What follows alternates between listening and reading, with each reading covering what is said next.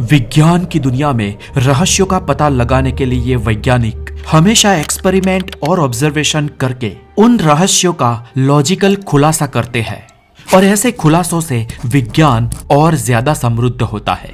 लेकिन विज्ञान की दुनिया में कुछ खोजें ऐसी भी हुई है जो वैज्ञानिकों को लॉजिकल खुलासों की तरफ नहीं किंतु और बड़ी गुत्थी और बड़े रहस्यों की ओर ले गई है और यहाँ पर जाकर वैज्ञानिकों के ज्ञान की क्षितिज अटक गई है। और इससे हमें पता चलता है कि विज्ञान शायद वो है जहाँ पर questions are the answers and those answers again produce new questions. विज्ञान के नियमों के द्वारा स्थापित ये जो रहस्य है जिन्हें आज भी विज्ञान नहीं समझ पाया है, शायद भविष्य में ये गुत्थियां सुलझ जाए। और अगर ऐसा हुआ तो हमें विज्ञान के कुछ बुनियादी नियमों में ही बदलाव करने होंगे।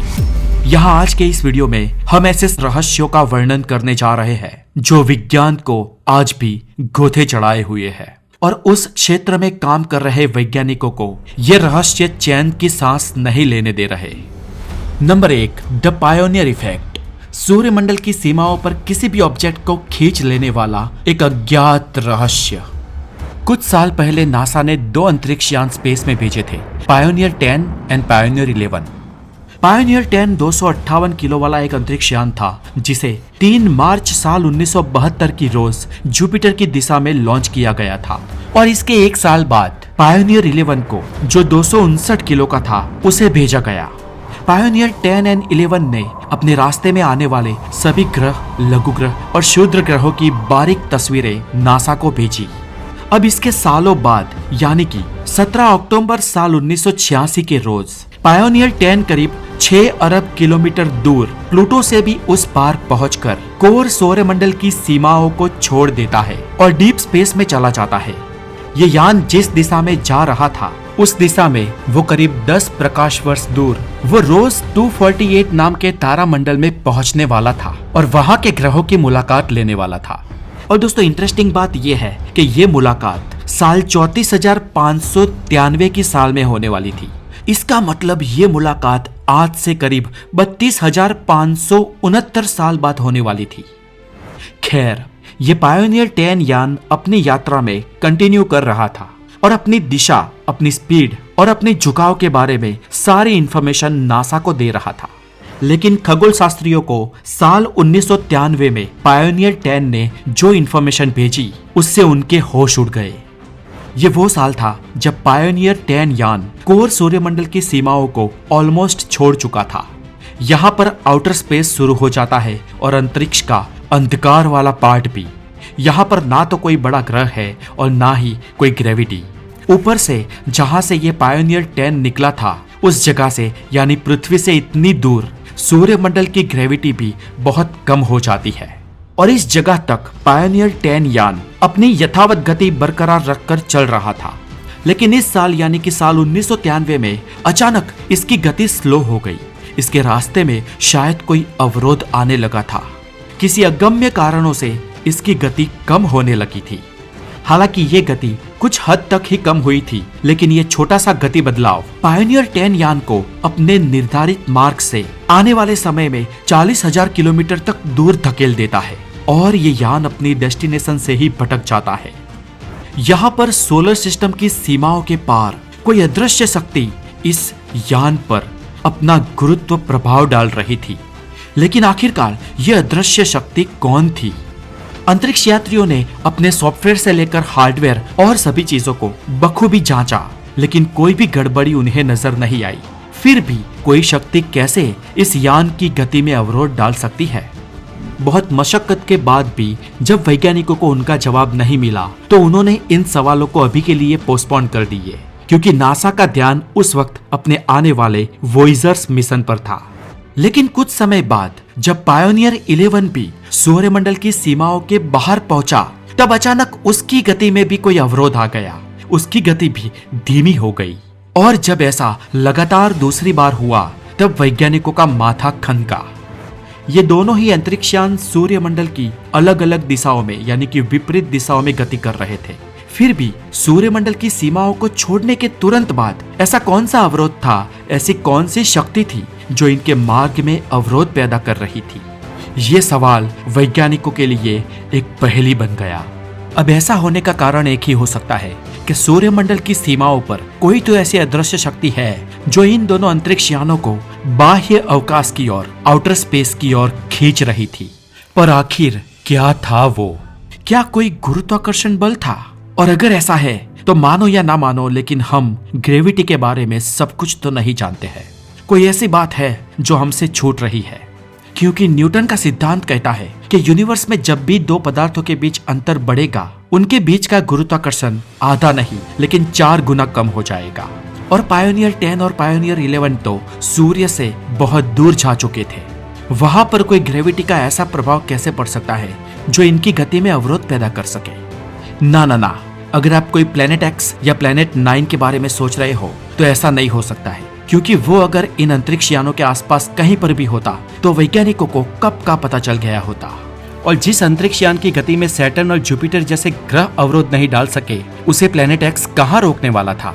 और अगर रोकता तो एक ही अंतरिक्ष यान को रोकता ना। पायोनियर 10 और पायोनियर 11 दोनों ही सौरमंडल की बहुत ही दूर और विपरीत दिशा में प्रयाण कर रहे थे। दोनों के रास्ते में एक प्लेनेट कैसे अवरोध पैदा कर सकता था? लेकिन यहाँ पर तो कोई ऐसी अदृश्य शक्ति थी जो इन यानों को आउटर स्पेस की ओर खींच रही थी। यहाँ पर तो ऐसा लग रहा था जैसे ग्रेविटी का प्रभाव घटने के बजाय बढ़ता जा रहा है।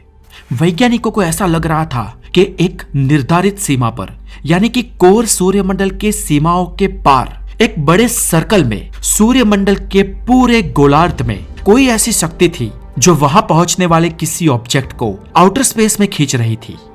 पर आखिर ऐसा कैसे हो सकता है? इस बात का जवाब आज भी वैज्ञानिकों के पास नहीं है। पर नासा के एक खगोल वैज्ञानिक जॉन एंडरसन ने एक 50 पेज की पूरी पुस्तक इस पे लिखी है और इस रहस्यमय शक्ति को पायोनियर इफेक्ट कहा गया है। और ग्रेविटी का ये नया प्रकार आज तक वैज्ञानिकों की समझ से बाहर है।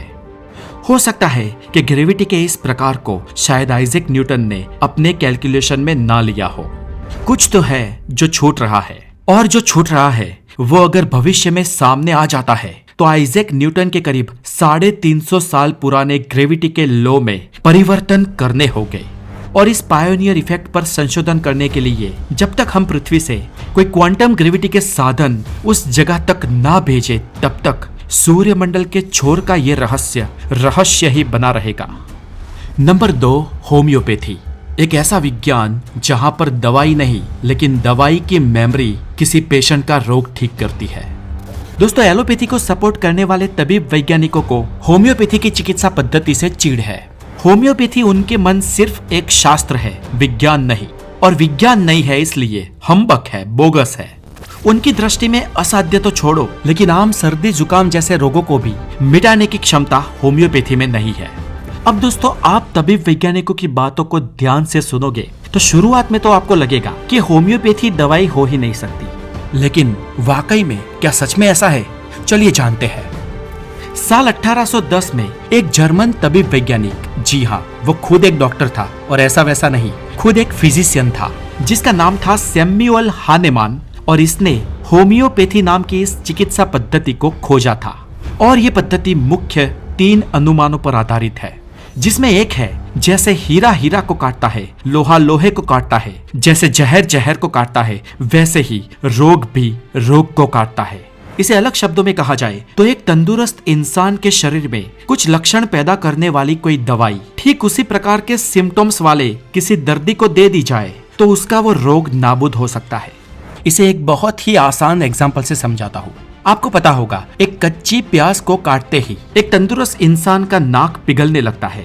इसलिए किसी को अगर सर्दी हो गई हो तो उसे प्याज सत्व वाली दवाई दे दी जाए तो उसकी सर्दी में फर्क पड़ेगा। नंबर 2, अब इस दवाई को पानी में मिलाने के बाद उसकी असर जितनी मंद की जाए, जितनी कम की जाए, उतनी ही कारगर वो दवाई होगी।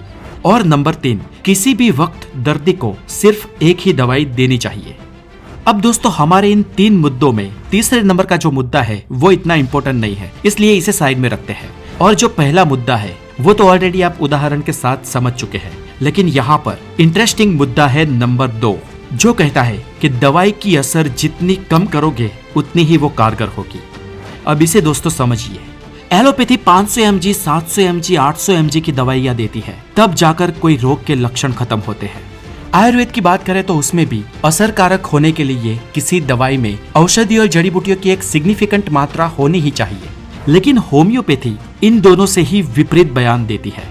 होम्योपैथी कहती है कि उनकी दवाई को बहुत ही कम मात्रा में, कम बोले तो सिर्फ एक बूंद की मात्रा में पानी में डालनी चाहिए और इसमें और पानी डालकर ग्रेजुअली इस दवाई को मंद यानी कि डाइल्यूटेट करना चाहिए। और दोस्तों, क्या आपको पता है इस फॉर्मूले का होम्योपैथी शास्त्र इस हद तक अतिरिक्त करता है कि आपके दिमाग का दही हो जाए, क्योंकि इस फॉर्मूले से दवाई को इतनी बार डाइल्यूटेट की जाती है कि उसमें दवाई का कोई अवशेष ही नहीं बचता। होम्योपैथी अपने इस फॉर्मूले से दवाई कैसे बनाता है पता है? मानो एक छोटी सी बोतल में ये लोग 10 बूंद पानी डालते हैं और सिर्फ 1 बूंद दवाई। अब जब किसी पात्र में 10 बूंद पानी और 1 बूंद दवाई डाली जाए तो एक हद तक कह सकते हैं कि इसमें दवाई मौजूद है। लेकिन होम्योपैथी मानती है कि ये दवाई नहीं है, इससे अभी दवाई बनाई जाएगी। और ये लोग करते हैं 1x to 2x to 3x to 5x to 6x to 10x to 15x to 20x to 30x तक डाइल्यूशन। जी हाँ दोस्तों, मतलब कि जिस पात्र में 10 चम्मच पानी था और 1 चम्मच दवाई थी, उस पूरे मिश्रण को बस 10 और पात्रों में डाल देना है, जिन पात्रों में और 10% पानी होगा। और ये जो एक बार हुआ ना, उसे 2x कहेंगे।